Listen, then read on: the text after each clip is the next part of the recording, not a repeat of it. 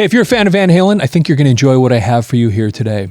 I know for a lot of us, a lot of people that watch this channel, you know, we're similar ages and we were into Kiss back in the 70s. And then we kind of, as we've talked about before, kind of graduated from Kiss and then started listening, discovering all these other bands. And one of them for me, I think for a lot of people, was Van Halen.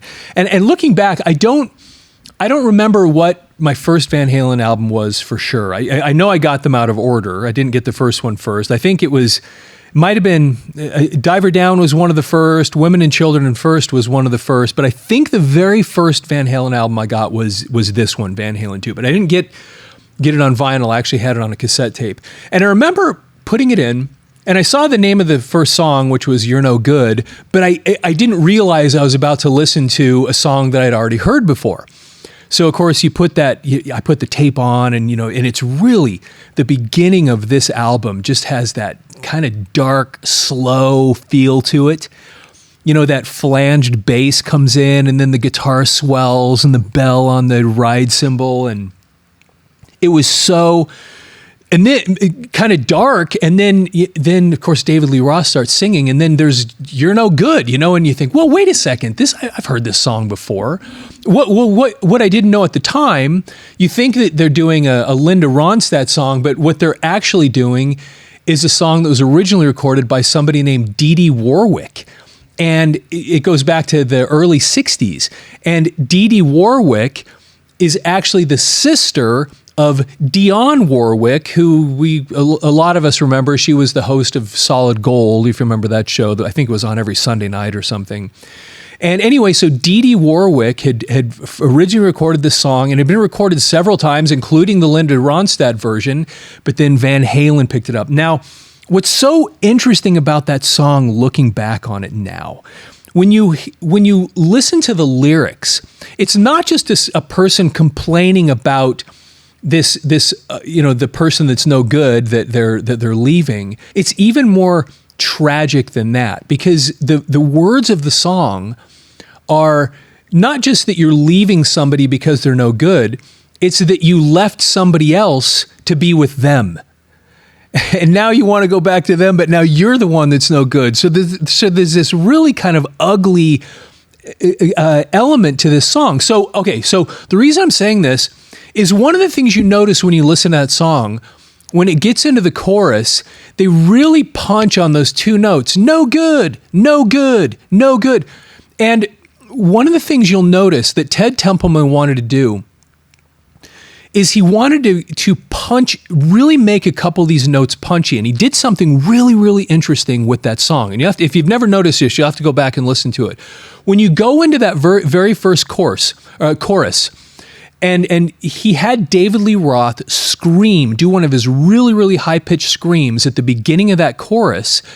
And it's, wow, you know how he does that. But you'll notice that right as he does that scream, Eddie Van Halen in the background goes, nah. Same thing on his guitar. Because what Ted Templeman was trying to do in that moment was capture the same sense, the same feeling that had been in the shower scene in Alfred Hitchcock's Psycho. That he was trying to capture that. And so if you listen to every one of the choruses in that song on the and one of each of the measures, so at the beginning of the chorus, and one, you'll hear nah nah, and you'll hear David Lee Roth scream, and David Lee Roth kind of goes back and forth through the song. I don't think he does it on every single one of them, but on the and one at the beginning of the chorus, and then and one halfway through, you'll hear Eddie Van Halen do the nah nah nah nah, and then oftentimes David Lee Roth is doing the scream on top of it, and that was the point, because Ted Templeman was looking at this song going, the versions that we need to create here, it needs to really capture the dark energy of what this song is all about, and they created ultimately a version of that song that I think, I've heard several different versions of it, the Linda Ronstadt version, the Dee Dee Warwick, and I think there's one or two others. Nobody does it better than Van Halen does. And so, David Lee Roth wanted to cover the tune, came to Ted Templeman, and he went along with it, but they added that extra thing. Now, this particular album, I loved this so much, and it wasn't because of that song. There was two other things that happened on this album that for me as a young teenager, whatever I was probably 12 or 13 when I got it, that for some reason it spoke to me, and it gave me the Van Halen energy, which we've talked about on this channel before. It was just this thing that really captured what Van Halen was all about. Of course, amazing, unique, incredible guitar playing, that goes without saying. But there were these beautiful moments of humanity that David Lee Roth would put into these songs that would speak to the heart of an adolescent, for a lack of better way of explaining it. But here are the two of them, and I'd love to hear your feedback on this if you had if you had something similar with you. So the first one was the song Bottoms Up. By the way, all the songs on this album I think are just awesome. I love this record. I played this thing so many times. That cassette tape must have wore that out. But the song Bottoms Up is such a fun song. But you get about halfway through that tune, and you'll probably remember, "Come on, mom, baby." The song breaks down, and you hear David Lee Roth kind of come in, and then Michael Anthony comes in on the harmony. And I think it's the second time he goes through it. "Come on, mom, baby, bottoms up, bum, bum." And then he actually breaks and he starts laughing. "Come on, mom," and he does one of those little almost hiccup sound laughs that you get because they're like cracking each other up as they're singing this. And you can imagine that for a lot of producers that they'd stop and go, "Come on, okay, let's do it again. Let's do it again without the laughing, please." But Ted Templeman, of course, understood this band, and it's in the recording. And I remember hearing that laugh. And for some reason, in that moment, it was almost like breaking breaking the fourth wall. I'm probably getting that wrong. I can't remember how you say it, but it was almost like there's this level of humanity that just reached out to you and said, these are real people. And there was this connection that I got just hearing that laughter. Like, this is real stuff. And these are real guys that are really experiencing. And for some reason in that moment, I just felt fun. I was like, man, this is the funnest stuff. And for me as an adolescent, especially at that time, that really resonated with me. But there was one more thing that resonated with me on this album more than anything else. And I to this day, I can't even really, I understood it more as a kid, but I still can, when I hear it, I feel that same thing again. And you remember it's in the song Beautiful Girls. And he gets to the end of the song. And you remember how it goes, "Ah, yeah, beautiful girls," and he "Sit yourself on down, ah, yeah, beautiful girls." And it just, they start repeating this. And of course, he starts doing some of his vamping. And here he is. This is David Lee Roth, like sexy rock star, right? I mean, like bigger than life, huge personality, massive confidence. And he does this little self-deprecating thing right here at the end of the song, because you remember he starts this little vamp like you would do in some of these songs, and you hear him go, "Come here, baby, come here," and then it goes, and then he goes, he says, "What's your name, honey? Hey, where are you going?" And there was something about that moment of, you hear him almost poking fun at himself, like he's trying to pick up on a girl. He's got the confidence to go talk to her and ask her what her name is, but then she walks away. And there was something as a teenage boy, and when you have this anxiety of, talking to girls, and then you hear this moment where David Lee Roth, he does this little mock trying to pick up on a girl and ask her name, and then she's like walking away from him, and he's this bigger than life rock star. I don't know what it was, but that, hearing that, there was this weird confidence that came from it. And he resurrected this idea later with the song Jump, because when he'd talk about that and it was explaining that song, the idea was, go, try it. Get out of your comfort zone. The girl might reject you, but you might as well go talk to her. But getting back to this album, though, I remember hearing that, and it just for a 13-year-old kid, whatever I was when I first heard this, it felt good. There was something about hearing him just do that and the little self-deprecating nature of that moment where you hear him in the song trying to pick up a girl and she just blows him off and walks away. And it just like, man, that's it. That's so, I don't know what it was, but that moment just felt good for a young guy like me. Okay, anyway, so what I have here for you, and this will be fun for you to listen to, because I'd like to get not just your feedback on these things, but when you listen to this, what this is a guy named Conrad Bibbins. I'm not sure how you say his last name, but he used to do a lot of record reviews. And I've got a bunch more of these I'm going to read that he did, and it's kind of interesting listening to this guy. And the title of this article, you can see it on your screen, is Van Halen's Second, Solid, Not Great. So this is his review of Van Halen II. And of course, you can understand from the headline that he doesn't like this clearly as much as the first one. And so part of this video is, love to get your feedback on your feeling about him. And so I'm going to read this and then maybe just share a couple other things, but I think you'll find this interesting, especially, like I said, if you're a Van Halen fan. Okay. The problem with Van Halen 2 is that it's only good where the first one approached greatness. Van Halen isn't alone. The same drop-off hurt the second albums of Boston and Foreigner. And it, he just picks those two, but I mean, you can go down the line. How many bands over the years that they come in on that second album, like they say, you have your entire life to prepare for your first album, and then you got a year or less for your second one.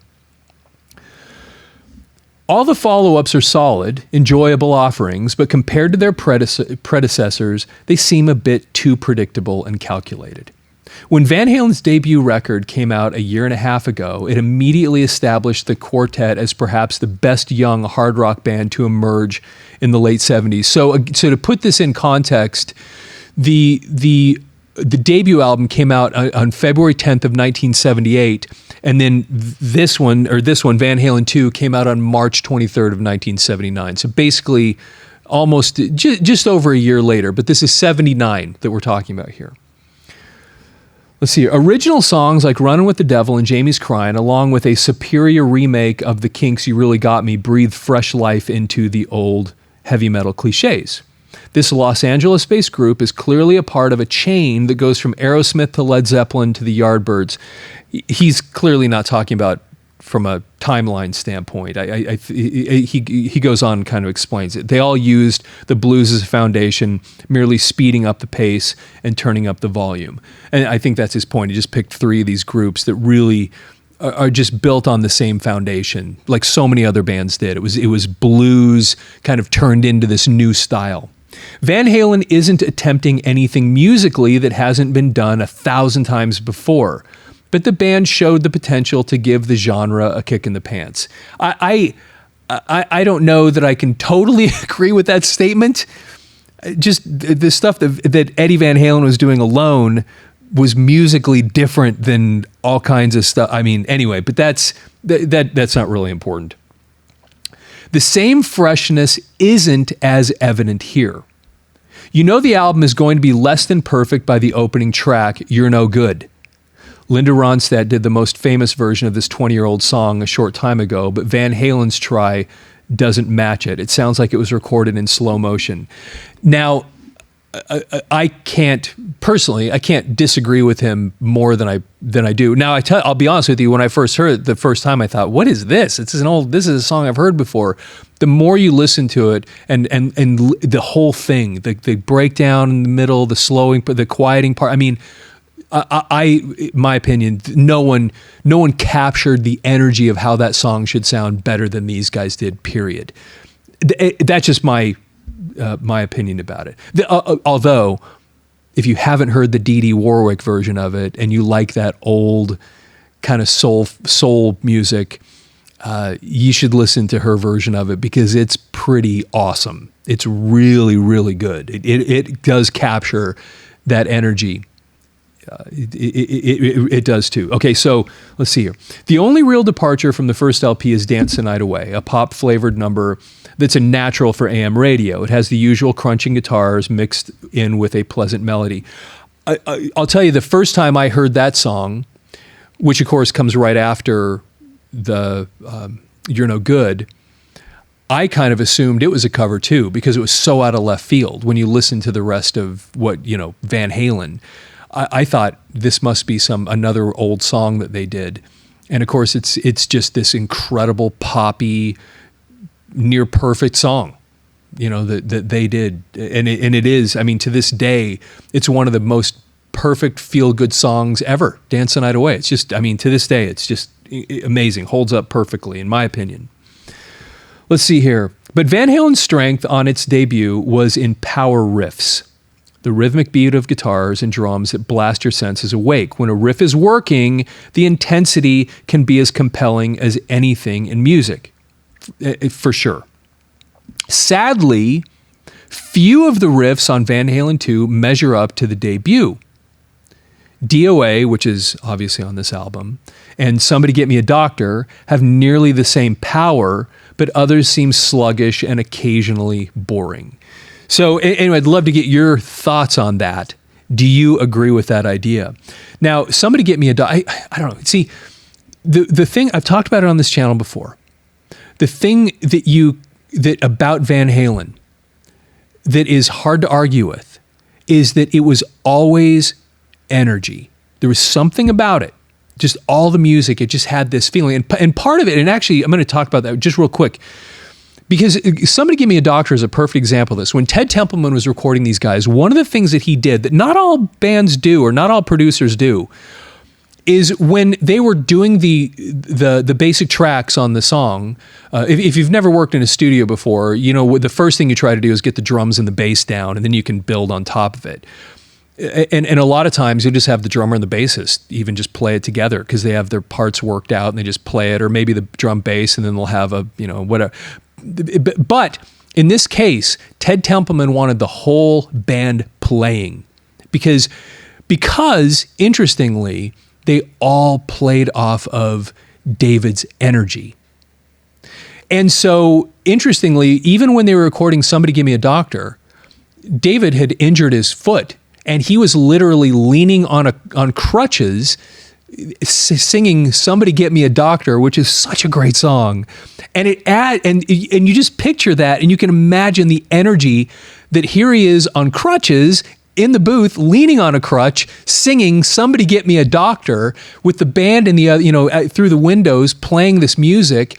That's just one of the most brutal tunes. It's so good, and there's so much great guitar stuff on here. There's no eruption. There's a different type of eruption with Spanish Fly, but that's a different story.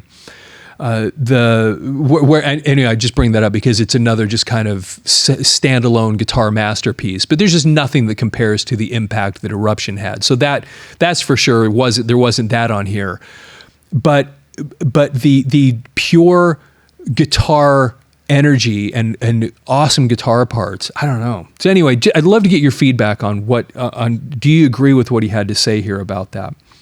So he says, others seem sluggish and occasionally boring. Okay. What saves it from mediocrity is the guitar playing of leader Eddie Van Halen, a young man who obviously spent his youth listening to Jimmy Page. He and his drumming brother Alex provide the band with a name and an identity. Eddie Van Halen is an expert at fluid solos that remind you why you liked listening to the electric guitar in the first place. That little phrase right there, I think, belongs on a t-shirt. It's so good. Eddie Van Halen is an expert at fluid solos that remind you why you liked listening to electric guitar in the first place. That is the truth. There are so many just good solos on this album that in their kind of just raw power and just, it feels so real. It does. The guitar playing of Eddie Van Halen, however amazing it is, it rarely feels calculated. It just it just blasts off the vinyl here, blasts out of the speakers. And so anyway, I love that phrase. When a cut like Light Up the Sky or Bottoms Up, which is one I talked about a minute ago, begin to drag, he steps in with some instrumental work that grabs your attention back. He's good enough that he can play the acoustic instrumental Spanish Fly, one I mentioned just a minute ago, with only one finger. And by the way, that when the New Year's Eve, so just a few months before this album came out, Eddie Van Halen had been over at Ted Templeman's place and picked up a acoustic guitar that Ted had at his house and just started noodling around with a bunch of stuff. And that kind of became the framework of what became Spanish Fly. Let's see here. With only one finger, his introduction to Women in Love is as close to beautiful as an electric guitar can get. If you haven't listened to that in a while, bust that out. Similarly, it sounds real. It doesn't have the robotic precision. It sounds like an amazingly talented, soulful piece. The execution, so good. Okay. Another strength is the singing of David Lee Roth, a Jim Dandy lookalike who vocalizes in the manner of a gravel-throated Robert Plant. He can shriek and scream with the best of them, and he's hilarious singing the role of the would-be stud in Beautiful Girls, the one I talked about a second ago. And this is why so many people, myself included, have this soft spot for the David Lee Roth era of Van Halen. Because Eddie Van Halen, you don't need to discuss whether or not he was a singular talent and did a great songwriter, visionary, just amazing person. But like I said earlier, that connection that so many of us had with the music was not just the guitar.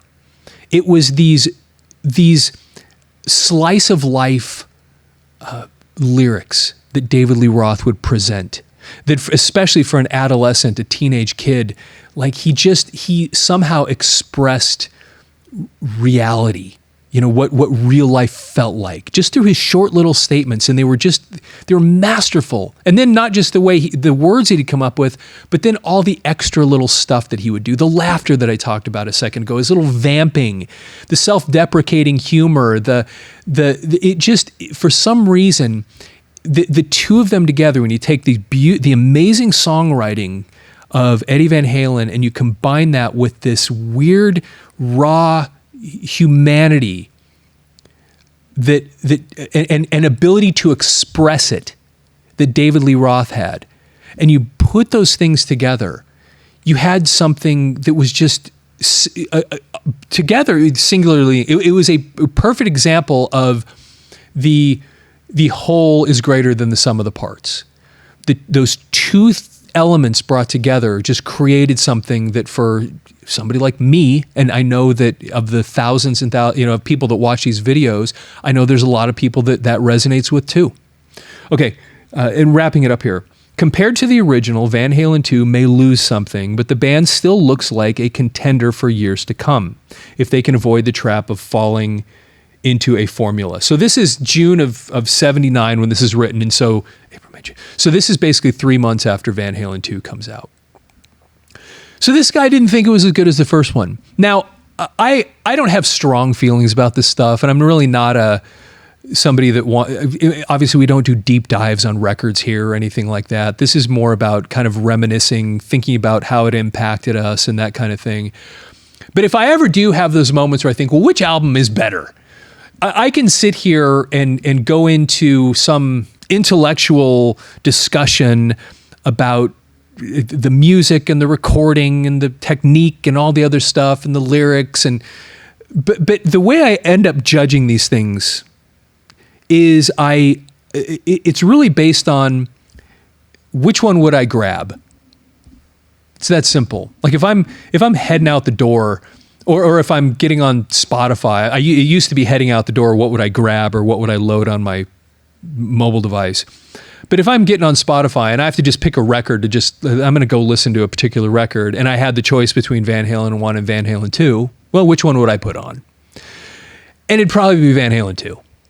for whatever reason, and that's not to take anything away from the first one. Like I said, it's just that's how I have to judge these things. It's not going into some deep technical explanation. It's just kind of like, well, I got the choice, click, you know, and which one would I go with that in a moment it just resonates with me more. And for some reason, and maybe it's because of when I discovered it and that I'd listened to this one all the way through many times before I ever listened to Van Halen 1 all the way through. And that always has something to do with it, you know, the things that happen during your development. But as I said earlier, it was that connection, not just with the guitar, but with the voice. And it was kind of interesting. Years ago, I was working with a friend that was a musician, and there's this really kind of famous singer that was famous in Denver, Colorado, at least. And he was telling me about a conversation that he'd had with her once. Man, I'm making this complicated. But what she had told him was the voice is, in her opinion, and you can do whatever you want to with this, but there is some truth to this. The voice is the most important thing in the music, partly because it's how other human beings connect into the music. I'm probably getting that wrong, but the idea is that's how a normal person connects with the song. Because the normal person has their voice and they hear that voice coming back at them and the words coming back at them, and that's the thing that they relate to, and that's the gateway into the rest of the music. And I think for me, that was true for Van Halen as well. There was something about that, the energy, the words, the lyrics, and the way David Lee Roth would present them, especially for a 12, 13-year-old kid, where it let you into it. You connected with it. And it wasn't just, he obviously, album after album, that was kind of his gift.